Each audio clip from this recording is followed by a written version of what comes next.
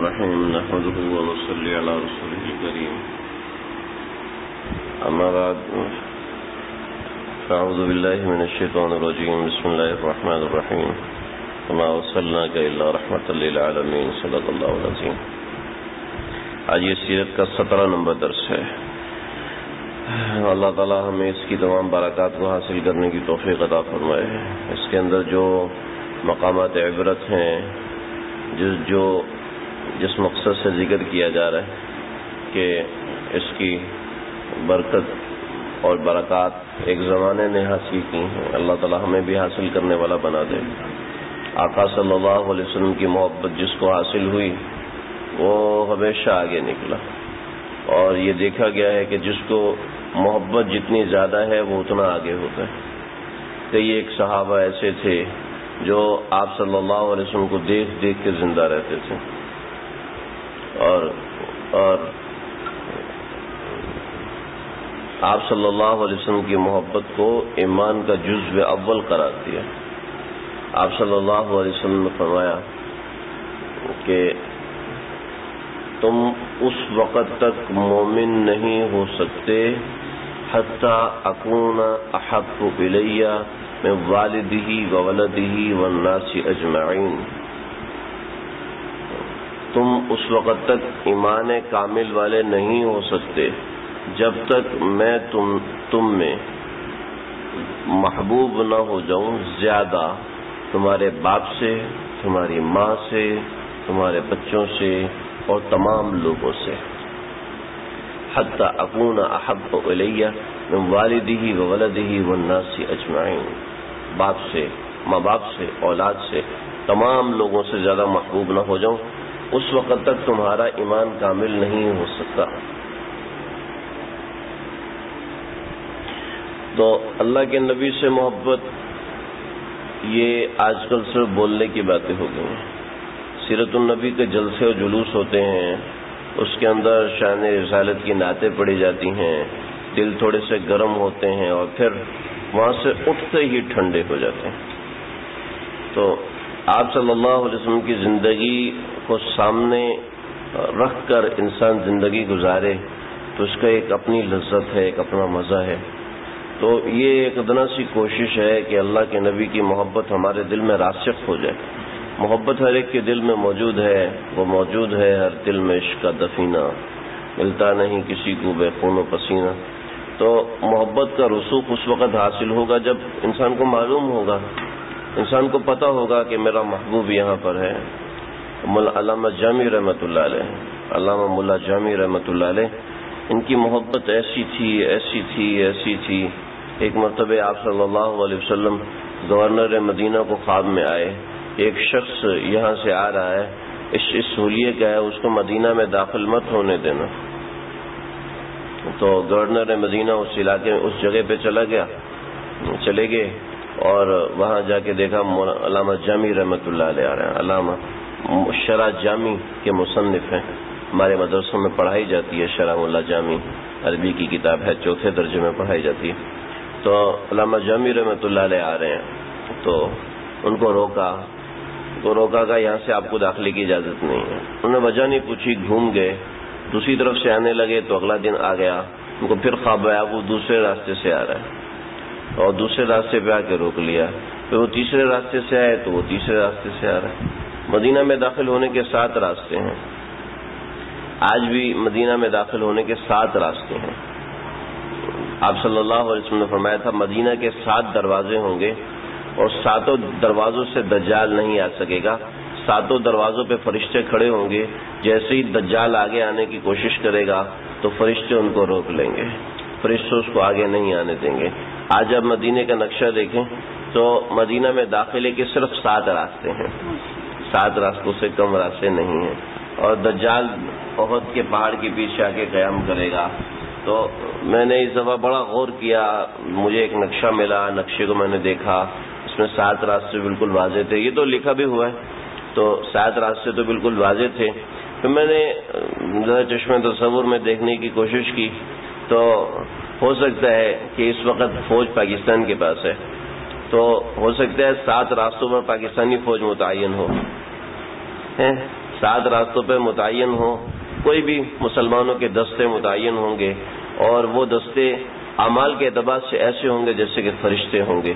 تو اور وہ دجال، ان کے پاس ایسی ٹیکنالوجی ہوگی کہ دجال کے جہاز، ظاہر بات ہے دجال جو ہے وہ مدینہ میں داخل ہوگا تو وہ زیارت کے لیے تھوڑی آئے گا، وہ بمباری کی نیت سے آئے گا، اور وہ جہاز پہ بیٹھ کے آئے گا. تو ظاہر بات ہے ان کے پاس کوئی ایسی توپیں ہوں گی جو طیارہ شکن توپیں ہوں گی جو B-52 جیسے طیاروں کو بھی شکار کر سکیں یا جیسے بھی ہو. خیر بہرحال یہ ایک الگ، بہت ہی الگ موضوع ہے. آپ صلی اللہ علیہ وسلم نے فرمایا دجال کا ایک گدھا ہوگا، اس گدھے کی رفتار اتنی تیز ہوگی کہ وہ صرف 1.5 گھنٹے میں ساری دنیا کو پار کر لے گا. اور وہ گدھا اتنا بڑا ہوگا، اس کے دونوں کانوں کے درمیان 72 ہاتھ کا فاصلہ ہوگا. ٹھیک ہے. اب اسرائیل نے ایک جہاز بنایا، اس کی رفتار اتنی تیز ہے کہ وہ صرف 1.5 گھنٹے میں پوری دنیا کو پار کر لیتا ہے. ٹھیک ہے.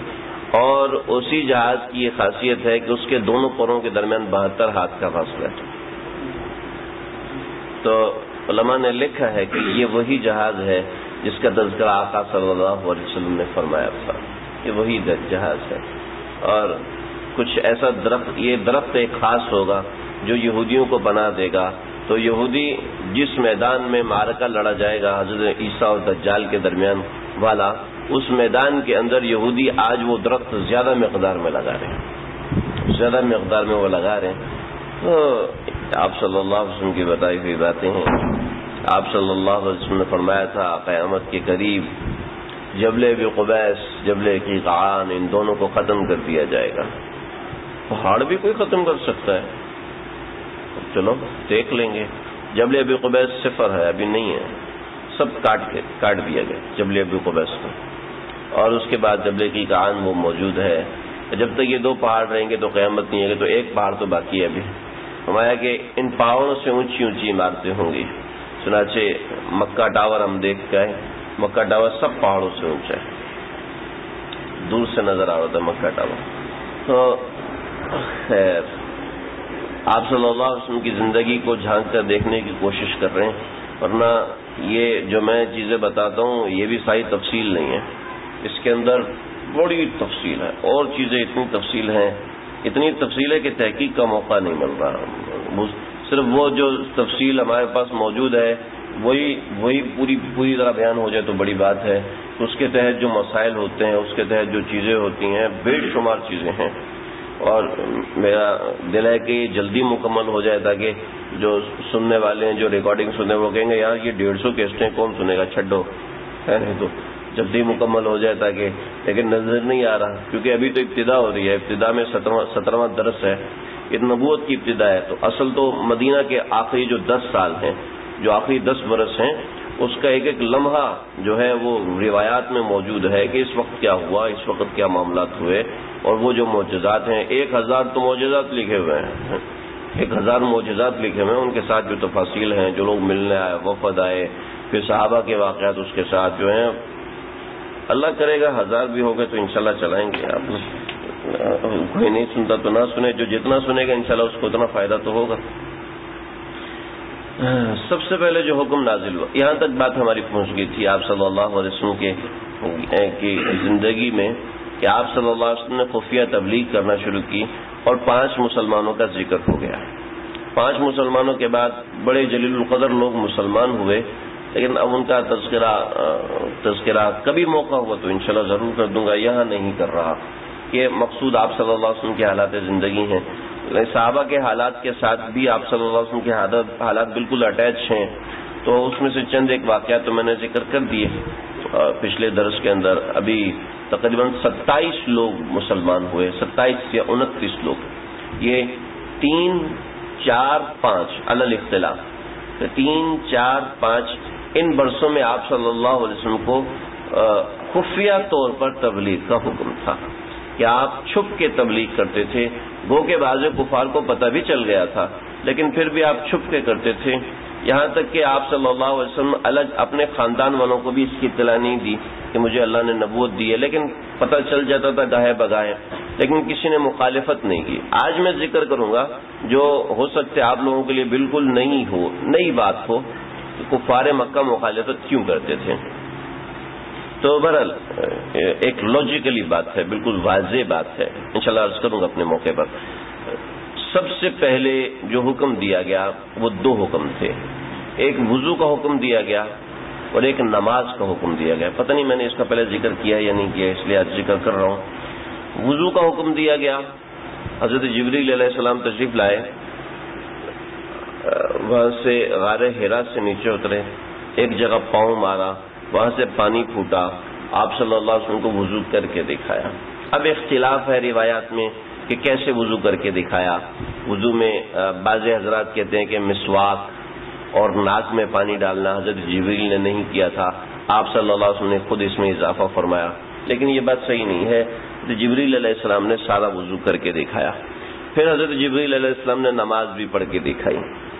حضرت جبریل علیہ السلام جہاں نماز پڑھتے تھے نا، تو کعبۃ اللہ ہے نا، کعبۃ اللہ جیسے یہ ڈھالان بنی ہے تو کعبۃ اللہ کی دیواروں کے ساتھ ڈھالان بنی ہوتی تھی، یہ ڈھالان ہے، یہ جو بنی ہوئی نا،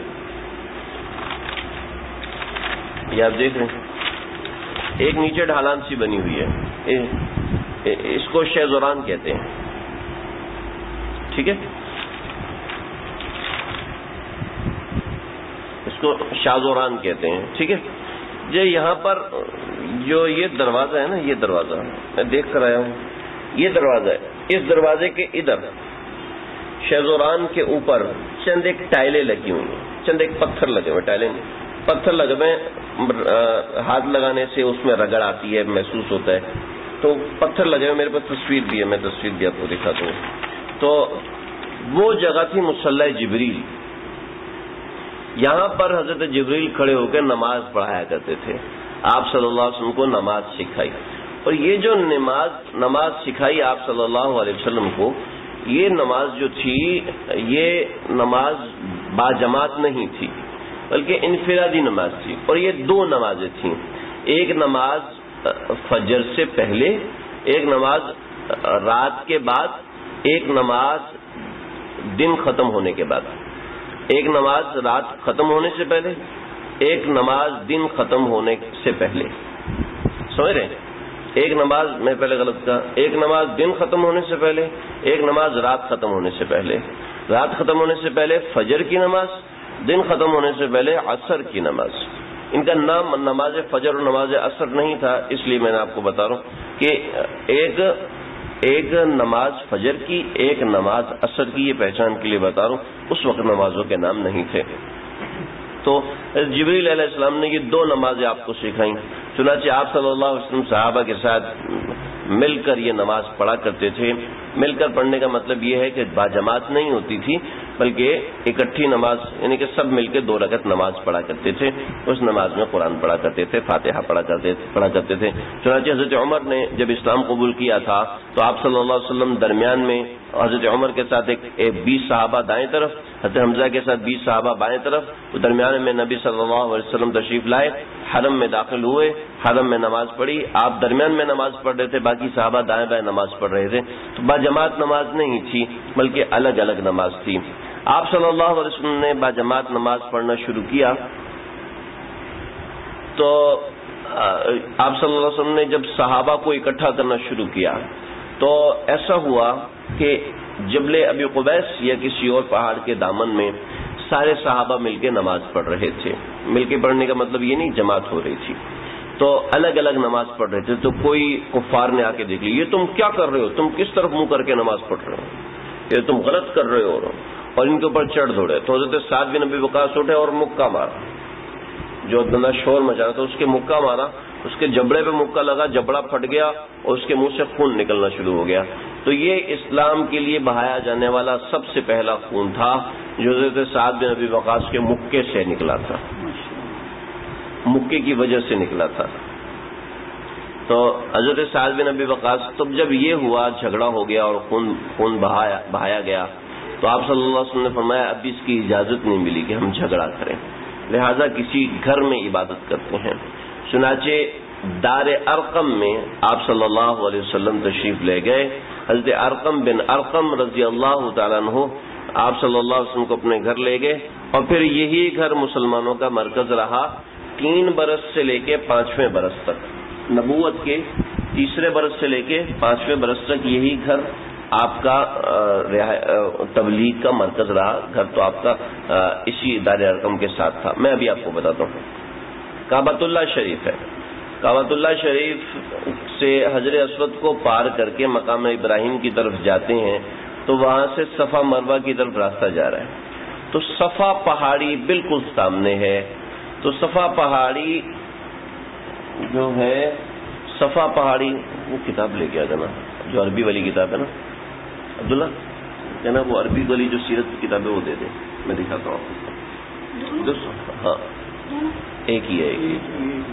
صفا پہاڑی جو ہے اس کے، یہ صفا پہاڑی ہے اور صفا پہاڑی کے اس طرف جو دیوار ہے، اس دیوار سے لے کے جو دروازہ ہے باب السلام کا، باب السلام تک جو دروازہ ہے اس دروازے کو کہتے ہیں باب ارقم.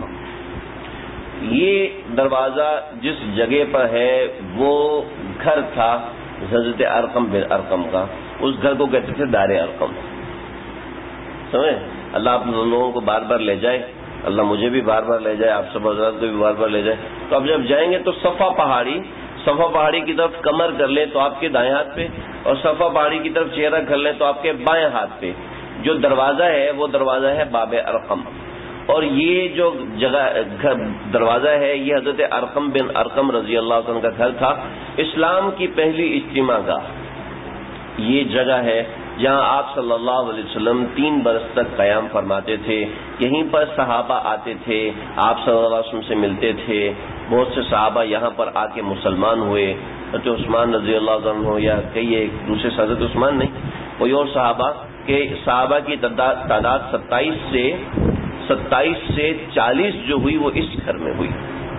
حضرت عمر بن خطاب اسی گھر میں آئے تھے اور آپ نے ان کے دامن کو پکڑ کے کھینچا، وہ نیچے گرے، کلمہ پڑا، پھر یہیں سے چلے سیدھا حرم. میں بھی آپ کو دکھاتا ہوں، بہت ہی کم فاصلہ ہے. تو وہاں سے چل کے آپ صلی اللہ علیہ وسلم تشریف لائے اور آپ نے نماز ادا کی تھی. تو یہ دار ارقم میں آپ صلی اللہ علیہ وسلم نے قیام فرمایا.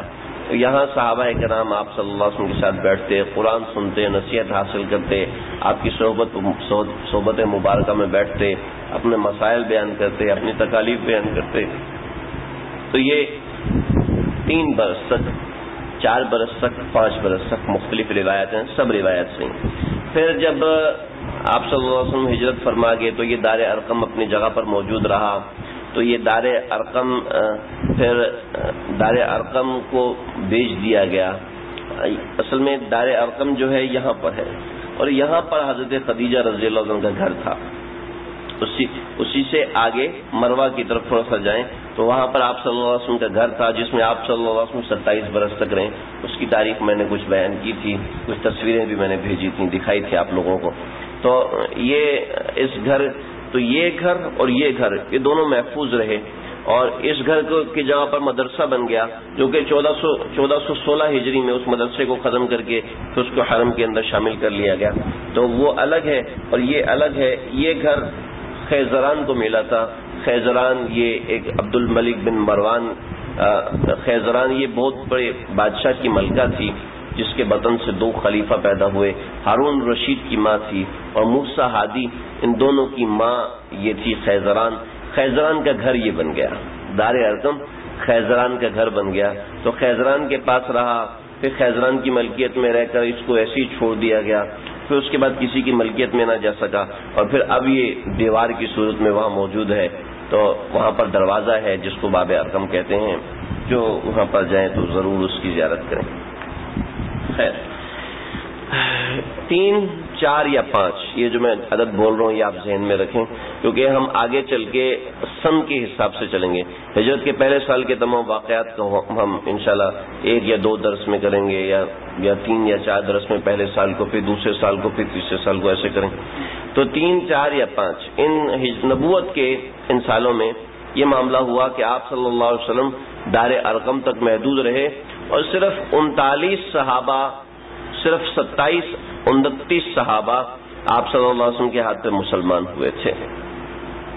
پھر اس کے بعد 3 برس کے بعد کم سے کم آپ صلی اللہ علیہ وسلم کو حکم ہوا وَأَنذِرْ عَشِيرَتَكَ الْأَقْرَبِينَ، اور پھر حکم ہوا کہ فاصدع بما تؤمر واعرض عن المشرکین، کہ آپ اب مشرکین جو بھی کہتے ہیں آپ کھلے عام مقابلہ کرو. ابھی تک مشرکین کی طرف سے کوئی مقابلہ نہیں آیا سوائے اس کے کہ کسی نے آ کے بدتمیزی کی، حضرت سعد بن ابی وقاص نے مکہ مار دیا. اس کے علاوہ کوئی بڑی تکلیف نہیں آئی، کوئی ایسی بڑی تکلیف. اب جو میں ذکر کر رہا ہوں یہاں سے تکالیف کا آغاز شروع ہو رہا ہے کہ مسلمانوں پر جو ظلم ہوئے، جو معاملات ہوئے، جو حالات ہوئے. اللہ نے جب حکم دیا کہ فاصدع بما تؤمر واعرض عن المشرکین، تو آپ کو بڑی پریشانی ہو گئی. وانذر عشیرتک الاقربین، باہر والوں کو سمجھانا آسان ہوتا ہے، اپنے گھر والوں کو سمجھانا بڑا مشکل ہوتا ہے، بڑا تکلیف دہ مرحلہ ہوتا ہے. اپنے گھر والے تو سمجھتے ہی نہیں، صاف سی بات ہے. پھر انسان سمجھاتے ہوئے بھی گھبراتا ہے، یار یہ بچپن سے جانتے ہیں، ان میں کیا سمجھاؤں یار. تو آپ صلی اللہ علیہ وسلم کو بڑی پریشانی ہوئی، تو آپ گھر میں پڑ گئے، 1 مہینہ گھر میں پڑے رہے. تو آپ صلی اللہ علیہ وسلم کی پھوپھیاں آئیں بڑی پریشان کہ بیٹا کیا ہوا، کیا مسئلہ ہے. آپ کا بڑا خیال رکھتی تھی. آپ نے فرمایا مجھے اللہ کا حکم ملا ہے میں یہ کروں. تو آپ کی پھوپھیوں نے کہا کہ جب تمہیں اللہ کا حکم ملا تو ضرور کرو، لیکن عبد العزیٰ کو مت بلانا. عبد العزیٰ کو مت دعوت دینا، وہ بڑا بد زبان ہے، بڑا گندی زبان رکھنے والا ہے.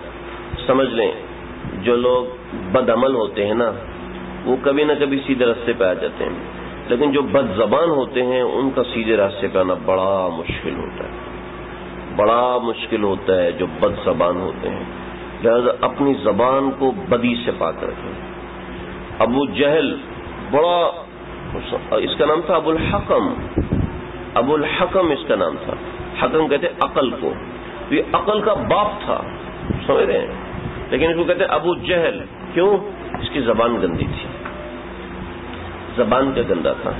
دوسرے لوگوں کو پتہ چل جاتا دین کا، ابو لہب کو نہیں پتہ چل رہا تھا، حالانکہ اس کو بڑے جاہو جلال حاصل تھا، زبان کا گندا تھا. تو اب عبد العزیٰ کو مت بلانا، ابو لہب کو مت بلانا کہ وہ بہت ہی بدتمیزی کرنے والا ہے، کہ ایسا نہ ہو کہ تمہیں نقصان پہنچائے، تکلیف دے، تو اس کو مت بلانا. تو آپ نے اپنے بنی مطلب کو، بنی ہاشم، ان سب کو دعوت دی. اب آپ کے گھر آئے. مختلف واقعات ہیں، 2-3 واقعات ہیں، میں ملا رہا ہوں ان کو تاکہ ساری بات درمیان میں آ جائے. آپ صلی اللہ علیہ وسلم نے حضرت علی سے فرمایا کھانا بناؤ. بعض روایت میں حضرت خدیجہ سے کہا کھانا بناؤ. تو ہو سکتا ہے کہ پہلے دن حضرت علی نے بناؤ، دوسرے دن حضرت خدیجہ نے بناؤ. آپ نے فرمایا کھانا بناؤ. کھانا بنایا. 1.25 رطل گندم، 1.25 رطل کا مطلب ہے 4-5 کلو، ٹھیک ہے، گندم، اور 1 بکرے کی ران، اس کا بنایا کھانا، جس کو میں سمجھوں کہ سرید تھی، نے کھانا بنایا. اور اس کے ساتھ لکھا 3 سیر دودھ، 3 کلو دودھ، ٹھیک ہے. 3 کلو دودھ اس وقت کے پیالے میں نہیں آتا تھا، اس وقت کے پیالے میں 4.5 سے 5 کلو دودھ آتا تھا، ٹھیک ہے، 4.5 سے 5 کلو. اور بنی ہاشم کے آپ صلی اللہ علیہ وسلم نے 39 لوگ اور 2 عورتیں، 39 مرد اور 2 عورتیں آپ نے دعوت پہ بلائیں. 39 یا 47 مجھے بھول رہا ہے، میں نے لکھا بھی نہیں ہے کتنے لوگوں کو بلایا.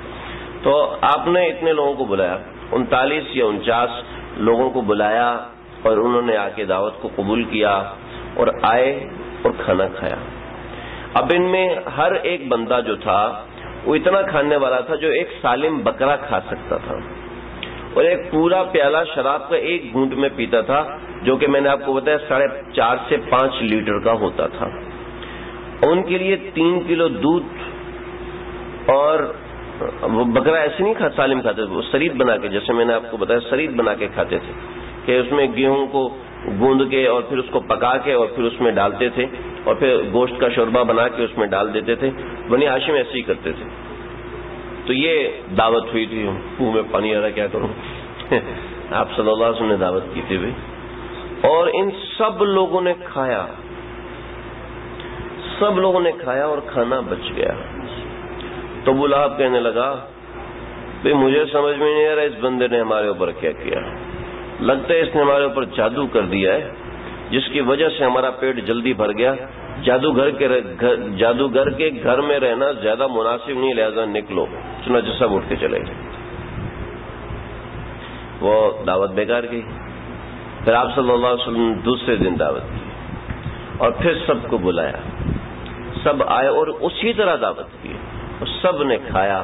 پھر آپ کھڑے ہوئے اور آپ نے فرمایا کہ اے بنی ہاشم، میں تمہاری طرف بھیجا گیا ہوں۔ میں آج کوئی صحیح تیاری کر نہیں سکا، وہ حدیث میں انشاءاللہ پڑھ کے سناؤں گا، اگلی دفعہ انشاءاللہ دوبارہ سناؤں گا۔ تو آپ نے اے بنی زہرا، اے زہرا کی اولاد، اے ہاشم کی اولاد، اپنے اتقوا بالنار، اتقوا بالنار، اپنے آپ کو آگ سے بچاؤ، آگ سے بچاؤ، میں تمہیں آگ سے نہیں بچا سکوں گا۔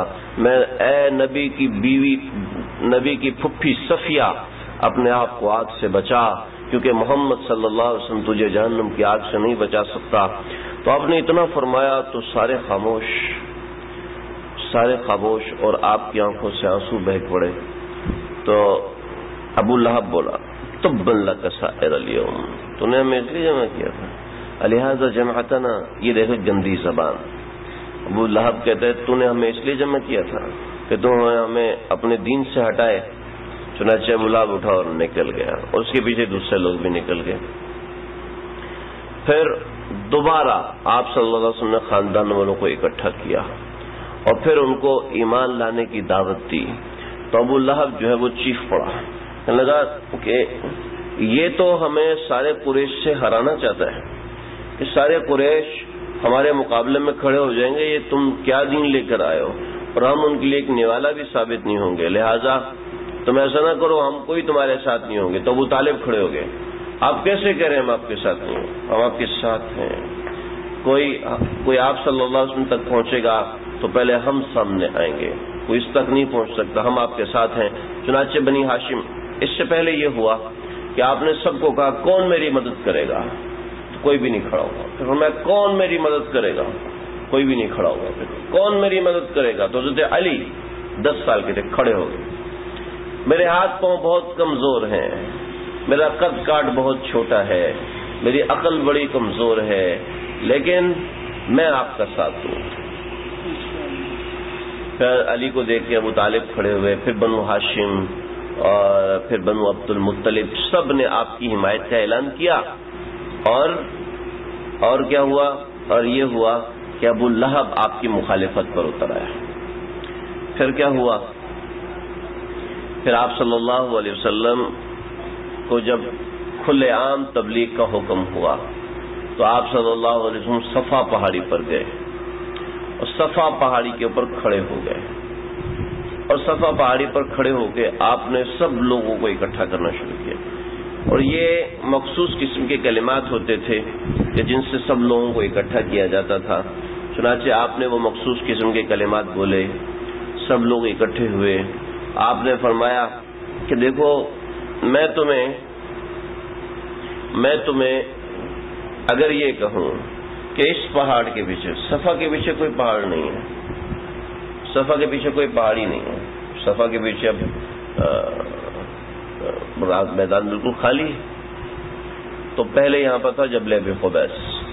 میں کہوں کہ اگر اس پہاڑ کے پیچھے فوج کا لشکر آ رہا ہے، وہ تم پر حملہ کرنے والا ہے، تو کیا تم میری بات مانو گے؟ یہ ایک مثال دی تھی۔ تو بعض حضرات کہتے ہیں صفا پہاڑی پر نہیں کھڑے تھے بلکہ جبل ابی قبیس پر کھڑے ہو کے آپ نے آوازیں دی تھی، لیکن وہ سمجھ میں نہیں آتا، صفا پہاڑی ہی سمجھ میں آتا۔ یہ چھوٹی پہاڑی ہے، اتنی اونچی ہے، جتنی یہاں سے لے کر اس چھت کو تھوڑا سا اونچا کر لیں تو اتنی اونچی پہاڑی ہے جس کے اوپر آپ صلی اللہ علیہ وسلم کھڑے ہوئے تھے، اور آپ نے کھڑے ہو کے اعلان فرمایا تھا۔ سارے کفار اکٹھے ہوئے، سب کے سب آگے، تو آپ صلی اللہ علیہ وسلم نے یوں فرمایا۔ تو ابو لہب نے ایک پتھر اٹھا لیا، کہا میرا دل چاہتا ہے کہ یہ پتھر، آپ خود سمجھ لیں، ہم سے تو یہ کلمات نہیں کہنے ہوتے۔ تو پھر لوگوں نے روکا، لوگوں نے منع کیا، ابو لہب رک گیا، آپ بالکل خاموش ہو گئے، واپس چلے گئے۔ لیکن آپ صلی اللہ علیہ وسلم جو بھی قبیلہ ہوتا سب کو جا کے دعوت دینا شروع ہو گئے، سب کو دعوت دینے لگے، دعوت دیتے رہے، یہاں تک کفار نے برداشت کیا۔ ابو طالب کے پاس آئے اور کہنے لگے کہ اپنے بھتیجے کو روکیے کہ وہ تبلیغ کرنا بند کر دے۔ ابو طالب نے کہا نہیں، وہ جو کر رہا ہے آج تک اس نے کوئی بات غلط نہیں کی۔ عمر کتنی ہو گئی تھی؟ 55 برس عمر ہو چکی تھی آپ صلی اللہ علیہ وسلم کی۔ بچے تو تھے نہیں کہ کسی کے سنبھالنے اور اس طرح کی بات کرتے، یہ عمر ہو چکی تھی، نہیں 55 کہہ رہا ہوں، 45 برس عمر ہو چکی تھی، تو بڑھاپے کی دہلیز میں قدم رکھ چکے تھے۔ تو کہا کہ نہیں، وہ جو کچھ کر رہا ہے ٹھیک کر رہا ہے۔ چنانچہ آپ صلی اللہ علیہ وسلم نے ایک قدم آگے بڑھایا جس کے اوپر کفار برہم ہونا شروع ہوئے، کہ آپ صلی اللہ علیہ وسلم نے کفار کے بتوں کو برا کہنا شروع کر دیا کہ لات کے ہاتھ میں کچھ نہیں ہے، منات کے ہاتھ میں کچھ نہیں ہے، عزا کے ہاتھ میں کچھ نہیں ہے، حبل کے ہاتھ میں کچھ نہیں ہے، ان کے ہاتھ میں نہ قدرت ہے نہ کبریائی ہے، صرف قدرت اللہ کے پاس ہے، صرف کبریائی اللہ کے پاس ہے، یہ بت ماننے کے قابل نہیں، یہ بت چھونے کے قابل نہیں۔ یہ آپ صلی اللہ علیہ وسلم تبلیغ کرتے اور تبلیغ کرنے سے اب مشکلات ہونا شروع ہوئی۔ چنانچہ کفار مکہ سارے جمع ہو گئے، آپ ابو طالب کے پاس آئے کہ یا تو آپ اس کو ہمارے حوالے کر دیں یا آپ ان کو خود روک لیں کہ ہمارے معبودوں کو برا بھلا نہ کہے، ورنہ ہم سے جو تکلیف ہو سکے ہم پہنچائیں گے۔ ابو طالب نے کہا ٹھیک ہے میں بات کرتا ہوں، کچھ بڑا لمبا واقعہ ہے، میں دوبارہ بتاؤں گا انشاءاللہ۔ تو کہنے لگے کہ میں بات کرتا ہوں، آپ سے بات کی تو آپ رونے لگے۔ آپ یہ سمجھے کہ ابو طالب میرا ساتھ چھوڑ رہے ہیں۔ اب میں چچا جو چاہے ساتھ چھوڑے، تکلیفیں اتنی دیں کہ میرے دائیں ہاتھ پہ سورج رکھیں، بائیں ہاتھ پہ چاند رکھ دیں، تب بھی میں یہ کہنا نہیں چھوڑوں گا۔ تو ابو طالب بھی رو پڑے، فَاصْدَعْ بِأَمْرِكَ لَمْ تُصِبْكَ صَبَابَةً وَلَقَدْ صَدَقْتَ وَكُنْتَ قَبْلُ أَمِينًا، تو نے سچ کہا، تو پہلے بھی امین تھا۔ یہ قصیدہ ابو طالب کا بڑا مشہور ہے۔ تو فرمایا کہ جاؤ میں تمہارے ساتھ، اور کفار سے جا کے کہا کہ تم سے جو ہو سکتا ہے کر لو، میں ابو طالب کے ساتھ ہوں، میں محمد صلی اللہ علیہ وسلم کے ساتھ ہوں، میں ان کا ساتھ کبھی بھی نہیں چھوڑوں گا۔ کیسے چھوڑ سکتے تھے؟ بچپن سے برکات دیکھتے آئے تھے، مشاہدے میں تھی برکات، تو کیسے چھوڑ سکتے تھے ابو طالب؟ چنانچہ اس سے ملتے جلتا ایک واقعہ ملتا ہے۔ حضرت عمر کا ایک خادم تھا، تو کہنے لگا میں نے خواب دیکھا ہے کہ سورج اور چاند آپس میں لڑائی کر رہے ہیں، جنگ ہو رہی ہے، اور اس لڑائی میں کچھ ستارے سورج کے ساتھ ہیں، کچھ ستارے چاند کے ساتھ ہیں۔ اس خواب کی کیا تعبیر ہے؟ تو حضرت عمر نے پوچھا تعبیر کو چھوڑو، یہ بتاؤ کہ تمہارا مزاج گرم ہے یا ٹھنڈا ہے؟ میرا مزاج ٹھنڈا ہے۔ تم یہ بتاؤ کہ تم کس کے ساتھ ہے؟ تم سورج کے ساتھ ہے، تم چاند کے ساتھ ہے؟ میں چاند کے ساتھ تھا۔ کہا چھوڑ دے میری نوکری، چلا جائے یہاں سے۔ کہا کیا ہوا؟ کہا چھوڑ دے میری نوکری، نکل جا، میں تجھ جیسے بدخماش آدمی کو نہیں رکھ سکتا۔ لگا مسئلہ تو بتائیں، کا مسئلہ تجھے خود پتا چل جائے گا۔ کہ میری حمایت تیرے ساتھ نہیں ہے، ذہن میں رکھنا۔ تو پھر یہ ہوا کہ جب حضرت علی اور حضرت معاویہ کی جنگ ہوئی تو یہ حضرت معاویہ کے ساتھ تھا، اور اسی جنگ میں یہ شخص مارا گیا تھا۔ تو لوگوں نے کہا اوہ حضرت عمر نے اسی وقت دیکھ لیا تھا کہ یہ حق کے ساتھ نہیں ہوگا۔ حضرت علی حق پر تھے، حضرت معاویہ حق پر نہیں تھے، اجتہادی غلطی تھی حضرت معاویہ کی۔ خیر یہ ایک الگ بات ہے، میں نے کہا چلو ساتھ ہی ہے ذکر کر دوں۔ حضرت تھانوی رحمۃ اللہ علیہ نے ان سے کس نے اشکال کیا، حضرت معاویہ جیسے جلیل القدر صحابی نے غلطی کی، ان سے اجتہادی غلطی ہوئی، جتنا بڑا آدمی ہوتا ہے سزا بھی اتنی ہوتی ہے، حضرت معاویہ کو کیا سزا ملے؟ کہ یہ سزا کیا کم ہے؟ ہم 2 ٹکے کے مولوی یہ بات کہہ کر فتویٰ دے رہے ہیں کہ حضرت معاویہ سے اجتہادی غلطی ہوئی تھی، ورنہ ہم کہاں معاویہ کہاں۔ حضرت عمر بن عبدالعزیز سے کسی نے کہا کہ آپ یہ بتائیں کہ آپ کی حکومت افضل ہے یا معاویہ کی حکومت افضل تھی؟ کھڑے ہو گئے، بکواس بند کر۔ حضرت معاویہ حضرت علی کے مقابلے کے لیے نکلے تو گھوڑا جو دوڑا ہے اس سے جو مٹی اڑی ہے وہ مٹی گھوڑے کی ناک میں گئی ہے، اللہ کی قسم وہ مٹی بھی عمر بن عبدالعزیز سے افضل ہے۔ تو کہہ رہے کہ تم افضل ہو یا معاویہ افضل ہو؟ اللہ اکبر۔ یہ صحابہ کا ایسا معیار تھا یہ صحابہ کا ایسا ادب کیا کرتے تھے. پھر ایک شخص آیا اور وہ کہنے لگا کہ یہ جو عمارہ بن ولید بن مغیرہ، یہ ایک لڑکا تھا، نوجوان تھا، بہت خوبصورت، بہت سمجھدار، بڑا مالدار، آیا اور کہنے لگا کہ یہ عمارہ بن ولید بن مغیرہ ہے، یہ ابو طالب تم لے لو اور محمد ہمیں دے دو صلی اللہ علیہ وسلم.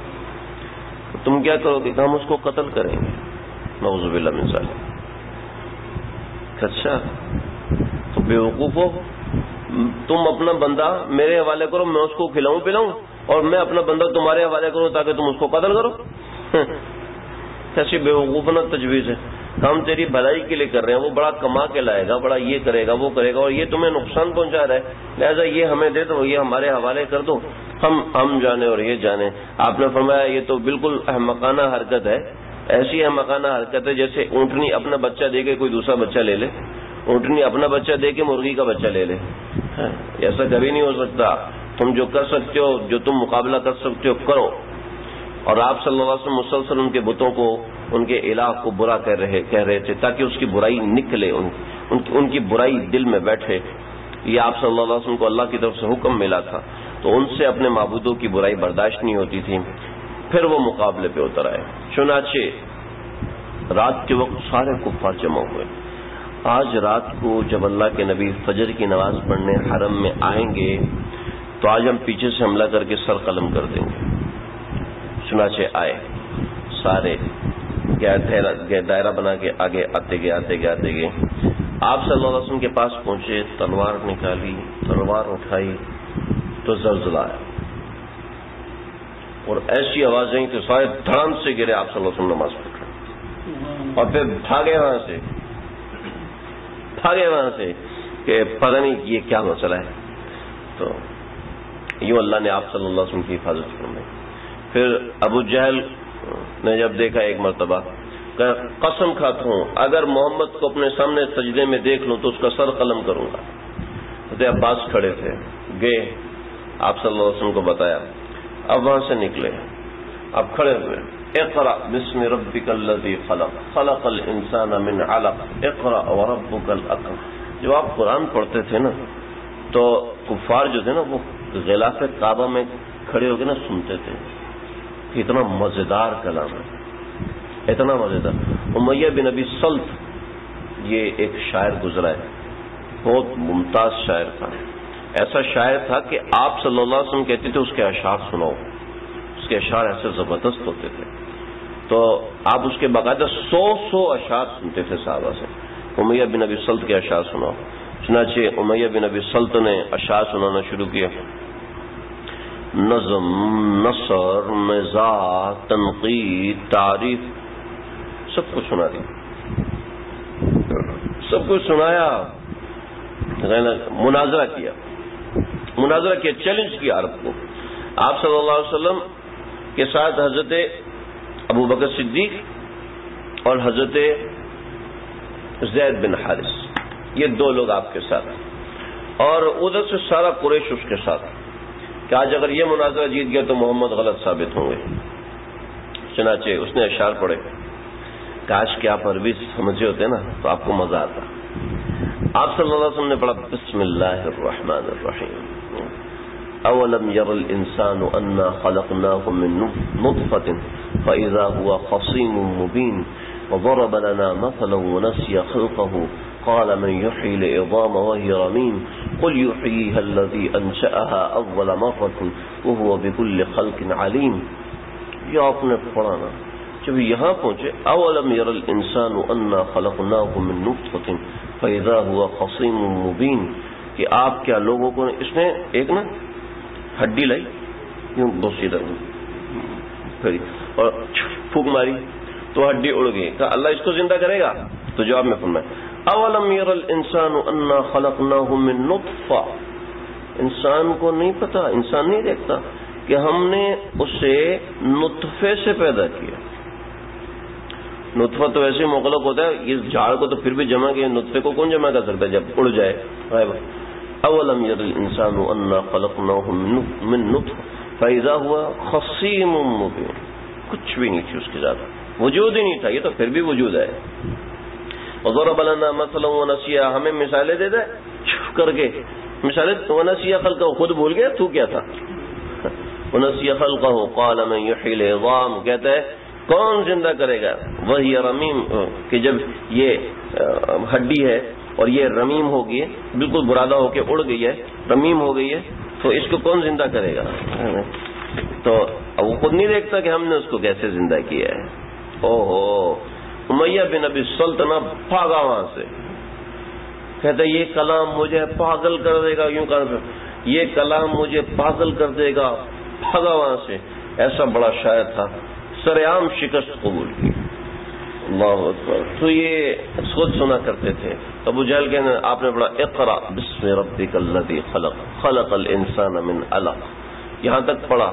تو پڑھتے گئے جب آخر تک پہنچے تو ابو جہل جو ہے وہ پتھر لے کے بیٹھا تھا، بہت بڑا پتھر.